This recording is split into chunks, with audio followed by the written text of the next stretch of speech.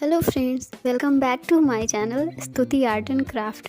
और बहुत सारा थैंक यू जो आपने मेरी वीडियो पर विज़िट किया।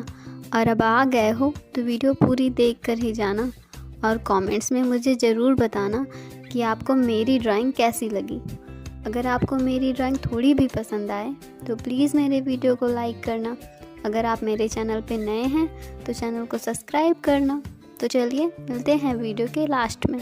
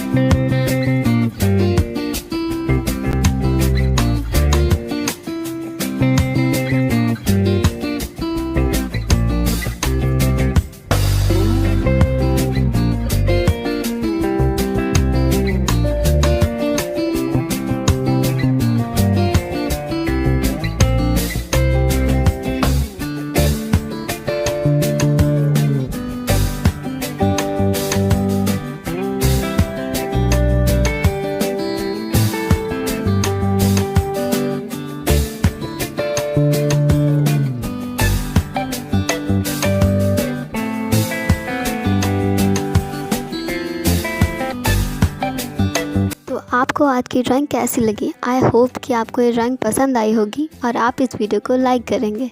तो चलिए मिलते हैं कल एक नई वीडियो के साथ। तब तक के लिए बाय बाय।